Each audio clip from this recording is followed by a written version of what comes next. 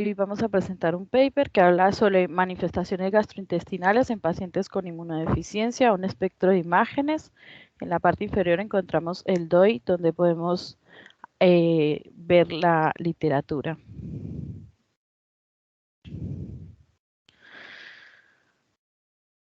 A manera introductoria tenemos que el tracto gastrointestinal alberga billones de microorganismos, alrededor de 4.000 especies de comensales, las cuales forman parte de la microbiota intestinal.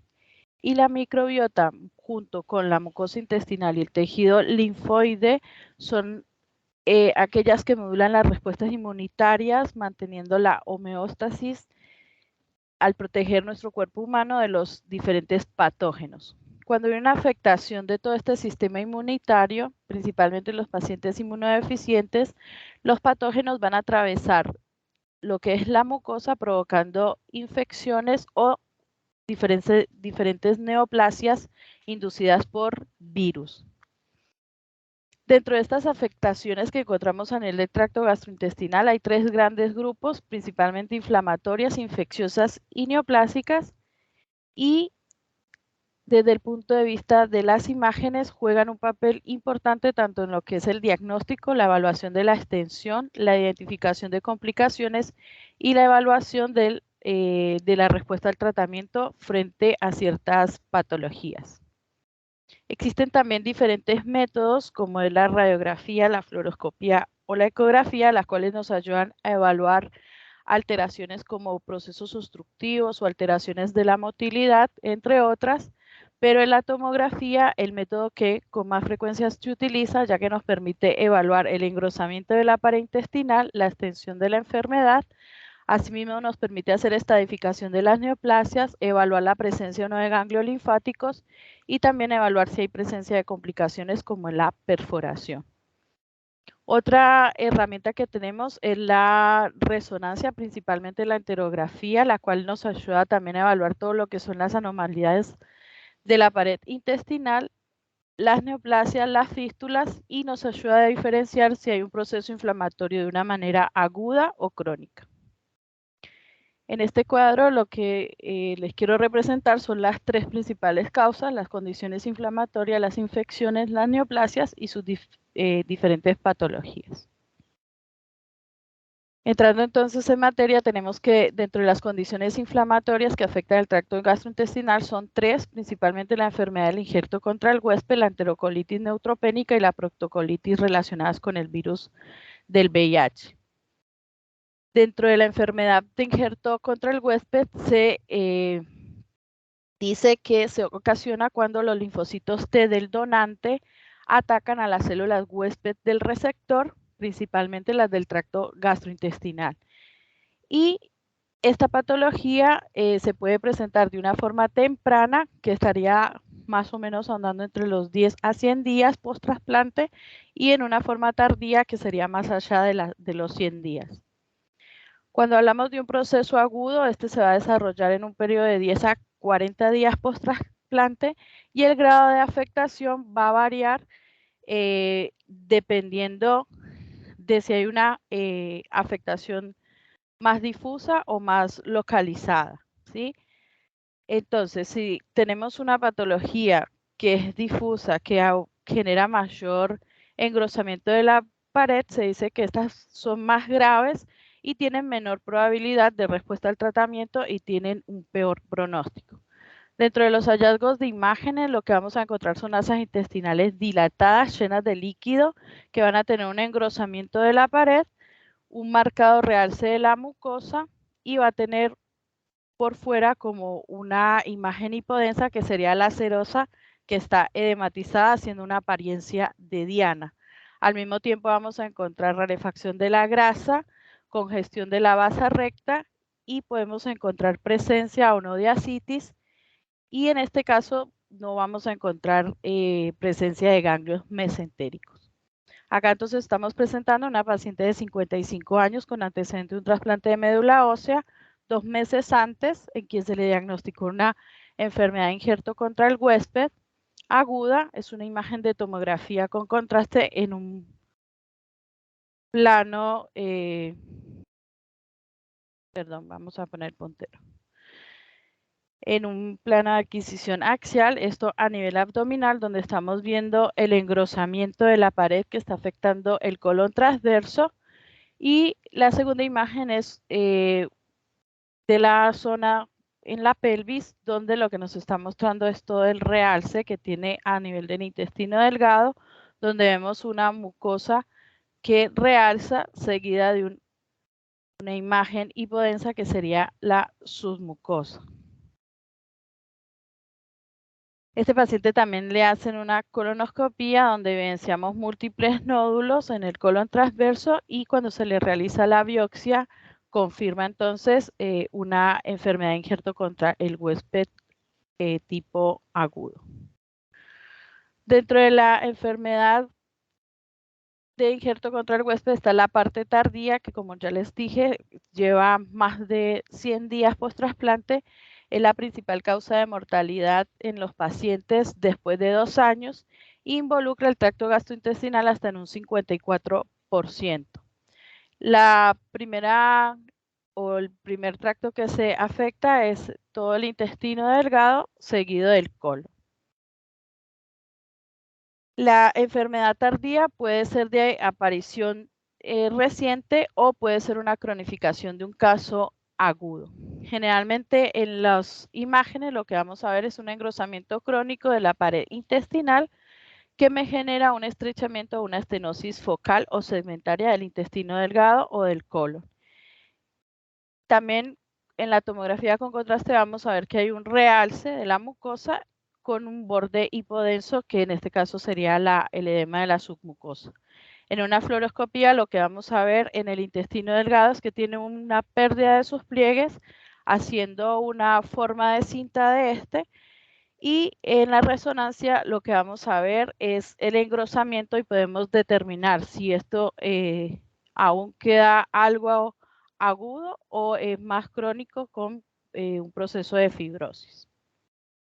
Aquí entonces estamos presentando 2 pacientes. La primera es una paciente de 52 años con diagnóstico de un sarcoma mieloide. Es una fluoroscopía de seguimiento que le vienen haciendo y se puede ver con las flechas la estenosis severa que se presentaba a nivel del ilion, generando la imagen del intestino delgado en forma de cinta. El segundo paciente es un hombre de 55 años con leucemia mieloide aguda, quien fue sometido a un trasplante de médula ósea 3 años antes. Es una imagen de tomografía axial con contraste, donde estamos viendo el engrosamiento difuso de la pared del colon, ascendente y descendente, donde podemos ver el realce de la mucosa seguido de un halo hipodenso que sería el edema de la submucosa. Estos pacientes también fueron llevados a biopsia y se les confirmó el diagnóstico de enfermedad de injerto contra el huésped crónica. Por otro lado, tenemos la enterocolitis neutropénica. Esta es una patología que afecta a los pacientes inmunosuprimidos y que asociado tiene una neutropenia severa. Hoy por hoy su frecuencia ha aumentado debido a todos los agentes quimioterapéuticos y esta patología afecta principalmente el ciego y el colon ascendente. En cuanto a su etiología, se dice que no es clara debido a que se sospecha que es una alteración que se genera en la mucosa, más que todo en los pacientes que están recibiendo quimioterapia o radioterapia, debido a una respuesta inadecuada a esto, y lo que va a generar es un edema intestinal, va a generar una congestión de los vasos. Todo esto va a llevar a que haya una invasión intramural bacteriana, lo que genera mayor distensión y puede llegar a producir necrosis intestinal. La tomografía es el método ideal de estudio de estos pacientes, ya que nos permite ver los hallazgos de alteración a nivel del intestino y nos ayuda a diferenciarlas de otras patologías que nos pueden ocasionar dolor. Dentro de los hallazgos de imagen, principalmente es engrosamiento de la pared del intestino del ciego, que puede tener o no compromiso del apéndice. También puede verse comprometido el colon ascendente o el ilion terminal, Y se dice que cuando el engrosamiento de la pared es mayor de 10 milímetros, estaríamos hablando de una enfermedad grave y tiene muy mal pronóstico. Aquí entonces estamos presentando una paciente de 56 años que tenía antecedente de cáncer de mama, quien estaba siendo tratada con quimioterapia. Esta paciente acude a la guardia por dolor abdominal y dentro de los exámenes le encuentran que tiene una neutropenia severa. Le realizan una tomografía con contraste, que tenemos acá un plano axial, un plano coronal, donde estamos viendo un engrosamiento severo de la pared del ciego, asociado con presencia de edema a nivel de la submucosa, y la mucosa presentaba un heterogéneo con algunas zonas más hipodensas, lo que hacía pensar en una disrupción de la mucosa, como lo podemos ver acá también. Bueno, otra de las condiciones es la proctocolitis relacionada con el VIH. Este es un síndrome gastrointestinal de transmisión sexual que afecta principalmente a estos pacientes. Es una patología que se ve en ascenso principalmente en los hombres homosexuales y está generada principalmente por estos 4 gérmenes: la Neisseria gonorrhoeae, la Chlamydia trachomatis, el virus del herpes simple y el treponema pálido. Explican que hasta un 46% de los pacientes puede no encontrarse la fuente que les está generando la infección. En cuanto a la sintomatología, va a ser variable y va a depender del germen que esté ocasionando esta patología. Dentro de las imágenes tenemos que la tomografía o la resonancia, vamos a ver un engrosamiento mural circunferencial del recto, con estratificación de este, y va a haber un realce de la mucosa y un edema de la submucosa asociado a un edema, a una rarefacción de la grasa pericolónica. Puede acompañarse o no de linfadenopatías asociadas. Y otra cosa que debemos tener en cuenta y buscar en estos pacientes es la presencia de accesos, las cuales las vamos a ver como unas colecciones hipodensas con un realce periférico, o la presencia o no de fístulas que pueden aparecer. En este caso estamos presentando un paciente de 38 años con una proctitis sifilítica. La primera imagen es una tomografía con contraste axial, donde estamos viendo el engrosamiento de la pared rectal, que es difuso, es irregular, que da más una apariencia de una masa, asociado con la presencia de ganglios a nivel del mesorrecto. En la segunda imagen es un enema por bario, donde estamos viendo la irregularidad que se produce a nivel del recto y del colon sigmoide.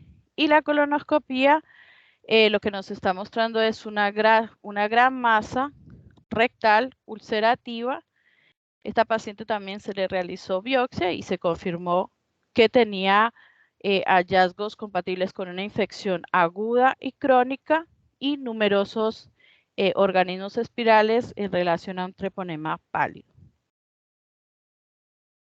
Dentro de las infecciones del tracto gastrointestinal tenemos las infecciones virales, las cuales están afectadas principalmente por el norvirus, el citomegalovirus y el virus del herpes simple. Y dentro del norvirus es un virus que generalmente afecta a la población, pero en estos pacientes tiene un 18% más de probabilidad de verse afectados. En cuanto a los hallazgos de imágenes por tomografía en estos pacientes, son inespecíficos. Se va a ver un engrosamiento de la pared del intestino delgado asociado a edema de la submucosa, y podemos encontrar que las asas de intestino delgado van a estar llenas de líquido, y esto respeta cualquier otra área del tracto gastrointestinal.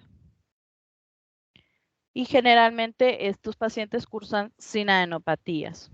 Por otra parte, el citomegalovirus es una infección viral que afecta principalmente a los pacientes que tienen VIH y que tienen CD4 por debajo de 100 células por milímetro cúbico. Es una patología que genera alta morbimortalidad Y este virus en estos pacientes sí afectan casi todo el tracto gastrointestinal desde el estómago hasta el recto, pero el sitio que con mayor eh, afectación puede generar es a nivel del colon, seguido del intestino delgado, del esófago y del estómago.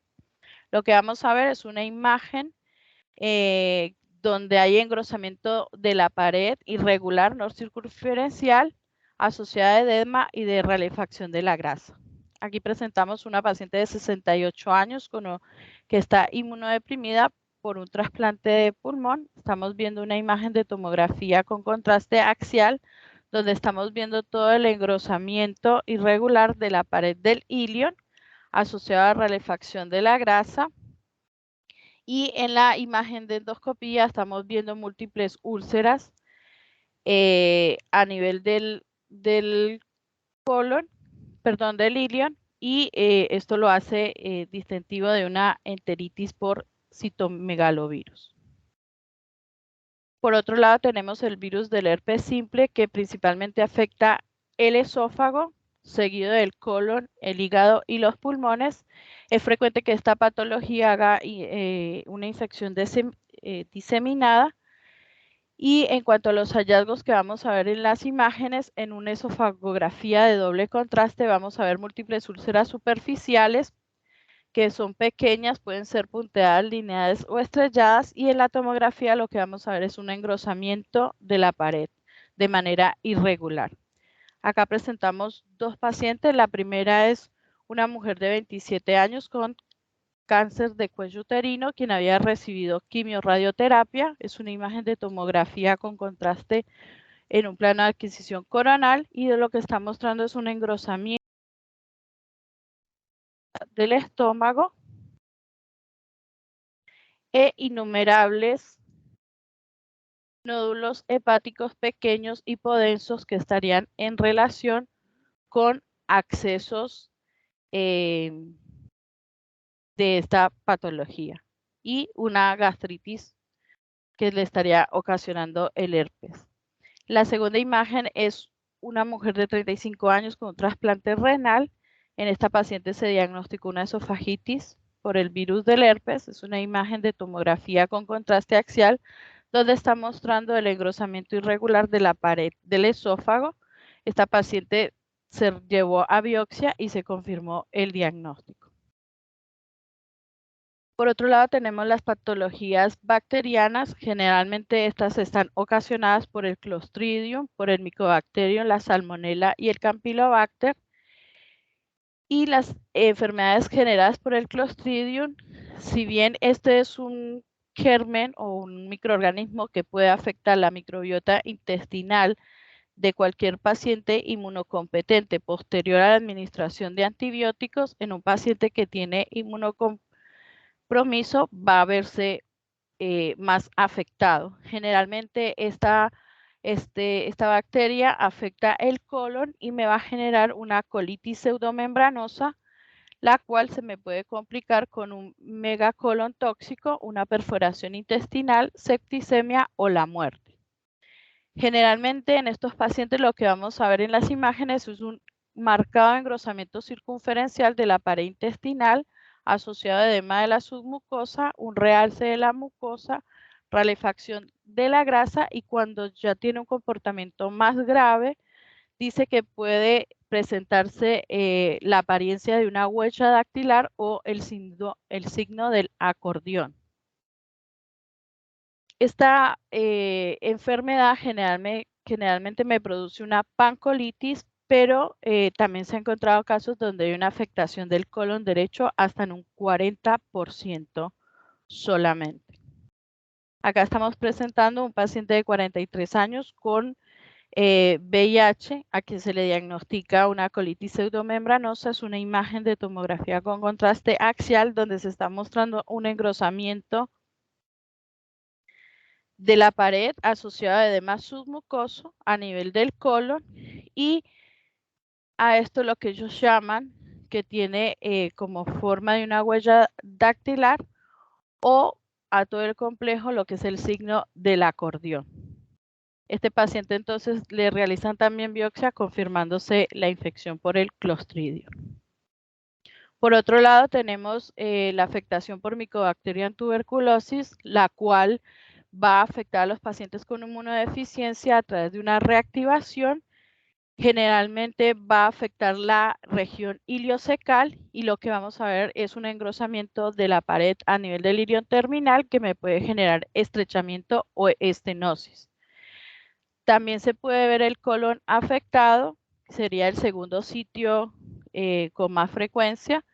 Y a nivel del colon también vamos a ver un engrosamiento de la pared que me puede generar un estrechamiento de la luz y me puede provocar o no una obstrucción intestinal. También tenemos la infección por el Mycobacterium avium, que generalmente afecta a los pacientes con VIH y aquellos que tienen CD4 por debajo de 100 células por milímetro cúbico. Y esta patología afecta principalmente lo que es el estómago, el intestino delgado y el esófago. En estos pacientes, cuando presentan un proceso de enteritis, lo que vamos a ver es un engrosamiento difuso o segmentario a nivel del intestino delgado que va a tener un realce ante los métodos con contraste. Podemos encontrar también ganglios linfáticos mesentéricos que suelen ser pequeños, uniformes, pero en su centro presentan necrosis. Tenemos acá entonces el caso de un paciente de 55 años con una estenosis del ilion. Este paciente tiene una afectación por el Mycobacterium tuberculosis, una imagen de tomografía con contraste en un plano de adquisición coronal y lo que estamos mostrando es un marcado engrosamiento de la pared del ilion terminal y de la válvula iliocecal, generando asimismo una dilatación del intestino hacia proximal, lo que lleva a pensar que el paciente está cursando con un ilio funcional o una posible obstrucción. Y en las otras dos imágenes son dos pacientes con VIH que tienen afectación por Mycobacterium avium. La primera es una tomografía con contraste en un plano de adquisición axial en un paciente de 29 años y lo que nos quiere mostrar la imagen es la presencia de este ganglio que tiene un realce heterogéneo y en el centro tiene un área más hipodensa sugestiva de una necrosis de este ganglio a nivel central. Y la segunda imagen es una tomografía con contraste en un plano de adquisición axial en un paciente de 36 años. Lo que nos quiere mostrar es la irregularidad que presenta el ilion y el engrosamiento que presenta este en toda esta zona. Y también acá con el signo de la diana. Dentro de las otras patologías están las infecciones por hongos, donde básicamente la cándida es el órgano más común, afecta principalmente el esófago y en la fluoroscopía lo que vamos a ver son ulceraciones difusas a nivel de la mucosa, dando la apariencia de un esófago como si tuviera pelos o como si estuviera despeluchado. En los pacientes que tienen enteritis o colitis, lo que vamos a ver es un engrosamiento de la pared intestinal asociado con inflamación.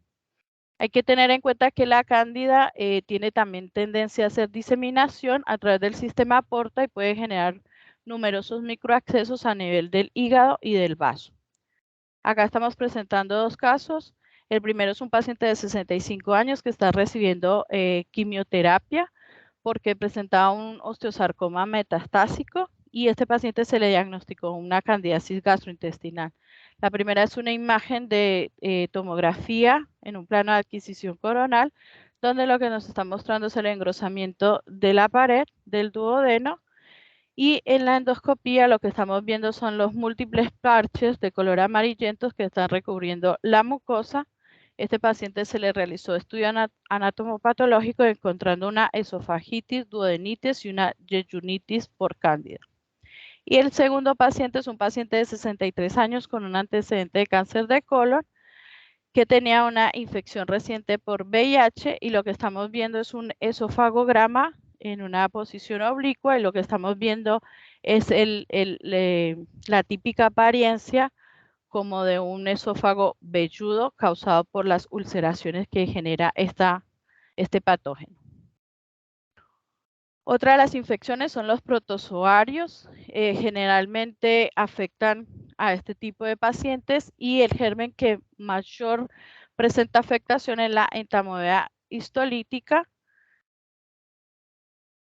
afectando principalmente lo que es el colon y generando complicaciones como es el megacolon tóxico y la perforación.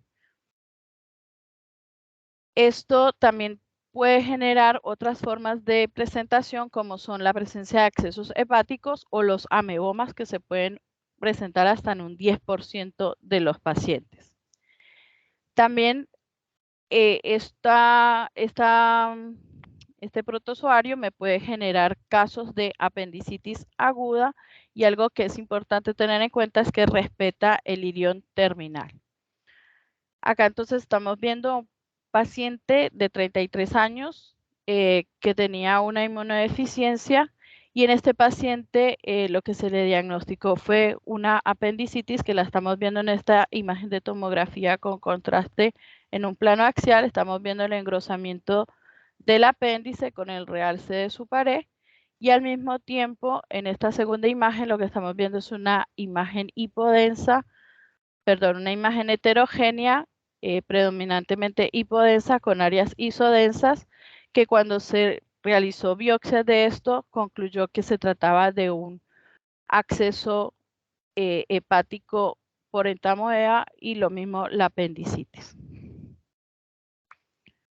Entrando en el tercer grupo son las neoplasias malignas. Acá tenemos básicamente lo que es el sarcoma de Kaposi, el linfoma, el trastorno linfoproliferativo post-trasplante y el cáncer de canal anal.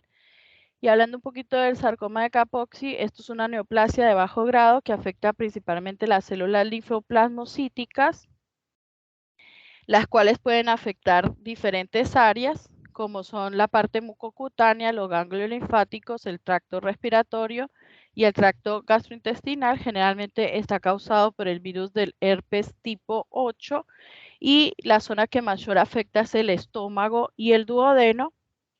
Posteriormente puede afectar el colon. En las imágenes tanto de tomografía o resonancia lo que vamos a ver es un engrosamiento irregular de la pared que puede tener una forma nodular o se puede ver como una masa infiltrante que puede o no tener ulceración y puede tener presencia o no de ganglios que van a realzar heterogéneamente. Acá presentamos el caso de un paciente de 27 años con infección por VIH y tenía además un sarcoma de Kaposi. Es una imagen de tomografía con contraste axial que nos está mostrando un engrosamiento irregular de la pared rectal asociada con rarefacción de la grasa mesorrectal y linfadenopatías a nivel inguinal que toman un realce ávido. En la segunda imagen es una resonancia en secuencias T2 en un plano coronal que estamos viendo el engrosamiento de la mucosa más la rarefacción de la grasa del mesorrectal. La tercera imagen es una resonancia en secuencias T1 con contraste donde estamos viendo cómo la mucosa toma un realce heterogéneo, se ve engrosada igual, la rarefacción de la grasa.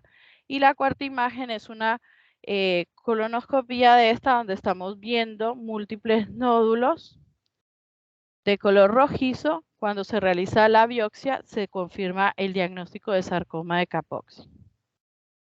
En cuanto al linfoma, a estos pacientes inmunocompetentes se puede presentar tanto linfoma Hodgkin como linfoma no Hodgkin.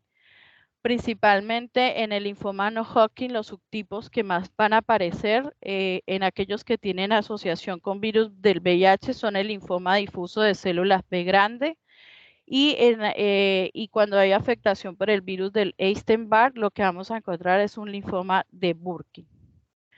Básicamente en los linfomas no hay una ubicación común, ya que puede afectar diferentes regiones como es la cavidad oral, las vías biliares, el páncreas, el mesenterio, la parte perianal y anal.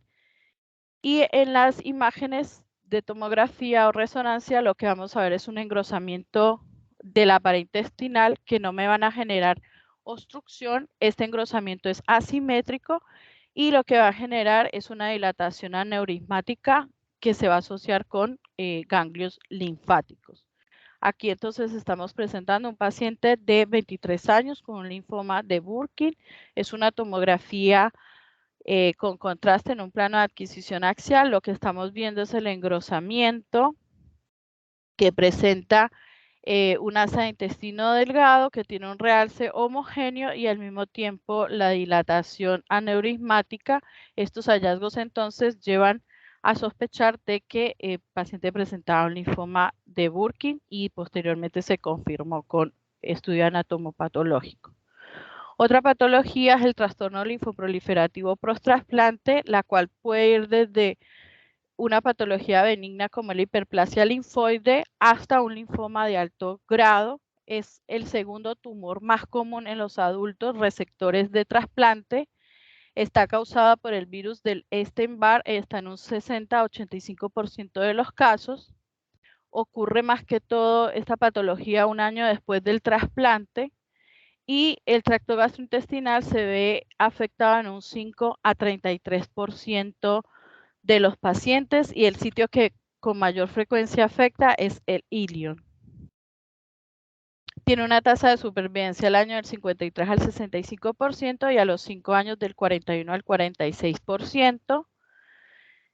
En cuanto a las modalidades de estudio, se dice que la tomografía y el PET-CT nos pueden ayudar y lo que vamos a encontrar es un marcado engrosamiento de la pared intestinal no obstructivo que también puede ser asimétrico, que va a tener dilatación aneurismática y también podemos encontrar ganglios linfáticos asociados y que estos van a estar aumentados.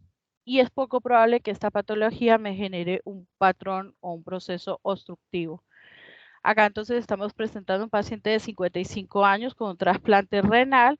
Este paciente en la imagen de tomografía con contraste, en este caso es oral, en un plano de adquisición coronal, estamos evidenciando el engrosamiento que presenta de manera simétrica a nivel de la pared del intestino delgado con la dilatación aneurismática y además podemos ver con la punta de flecha el riñón trasplantado en el cuadrante inferior derecho. Este paciente le realizan biopsia y se confirma entonces que presentaba un trastorno linfoproliferativo post-trasplante. Por último, tenemos el carcinoma anal, que es uno de los cánceres más prevalentes en los pacientes con VIH. Se asocia básicamente con infección por virus del papiloma humano. Ocurre en un 85% de los casos y el tipo histológico más frecuente es las células escamosas. Afecta a los pacientes masculinos VIH positivos homosexuales y la resonancia va a ser la modalidad de elección para la evaluación de estos pacientes, ya que nos permite hacer estadificación y seguimiento post-tratamiento. También nos permite hacer una evaluación de la extensión local y la afectación del complejo esfinteriano. Y la tomografía y el PET-CT con fluorodeoxiglucosa lo que nos va a permitir ver es la presencia de linfadenopatías y enfermedad metastásica. Acá estamos presentando un paciente de 25 años con infección por VIH que tenía un carcinoma anal. Es una imagen de tomografía con contraste en un plano de reconstrucción coronal. Lo que estamos viendo es un engrosamiento focal en la parte inferior del recto y del conducto anal con afectación de los músculos elevadores. Este paciente se lleva a biopsia y se confirma entonces el diagnóstico de carcinoma anal. A manera de conclusión, tenemos que en el tracto gastrointestinal es un área que comúnmente se ve afectada en estos pacientes que tienen síndromes de inmunodeficiencia, que las etiologías pueden ser variadas, inflamatorias, infecciosas o neoplásicas. Y aunque los hallazgos de imágenes no son muy característicos o diferentes entre ellas, la combinación con paraclínicos y hallazgos endoscópicos o histopatológicos nos permite hacer un diagnóstico preciso. Y las imágenes lo que nos van a ayudar es a realizar una detección, orientación, diagnóstica, evaluación de complicaciones y seguimiento de los del tratamiento en los pacientes que necesitan o que tienen estas patologías como son las neoplasias.